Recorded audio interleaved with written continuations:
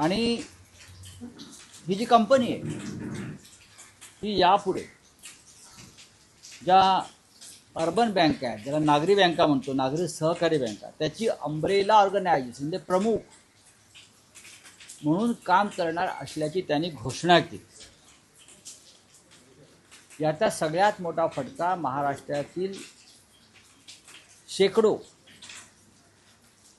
Cooperative क्षेत्रातील urban बँकांना बसणार आणि महाराष्ट्रातल्या बँका ताब्यात घ्याव्यात, आपल्या नियंत्रणाखाली याव्यात किंवा बंद पडाव्यात, यासाठी त्यांनी national cooperative development corporation amendment bill 2026 पार्लमेंटला आणलं. दुसऱ्या दिवशी लगेच 9 ऑगस्टला मंजूर करून घेतलं. आश्चर्य असं आहे, जे गृहस्थ सहकार मंत्री 8 ऑगस्टला या national urban cooperative finance development corporation या कंपनीच्या उद्घाटनाला येतात, जी नागरी सहकारी बँकांची अर्बन अंब्रेला ऑर्गनायझेशन आहे, पण ते बिल मंजूर होत असताना ते संसदेमध्ये आले, ताबा घेतला. मुळात हा इतका मोठा निर्णय घेताना महाराष्ट्र हे सहकार चळवळीतलं अग्रगण्य राज्य आहे. सहकार चळवळीची मुहूर्तमेढ ही महाराष्ट्रातून झाली आहे.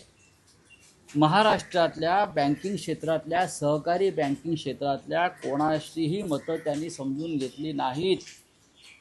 या सगळ्याचा महाराष्ट्राच्या अर्बन कोऑपरेटिव्ह बँकांवरती काय परिणाम होईल? मुळात ही जी बँक आहे, ही कंपनी आहे, ही नॉन फायनान्स म्हणजे ज्याला आपण हे म्हणतो नॉन बँकिंग फिनान्शियल कंपनी आहे.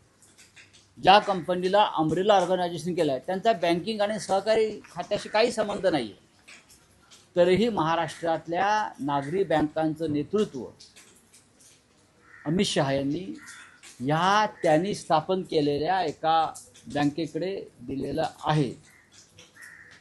आणि ही जी प्रॉपर्टी आहे शारदा सदनची, ही जी प्रॉपर्टी आहे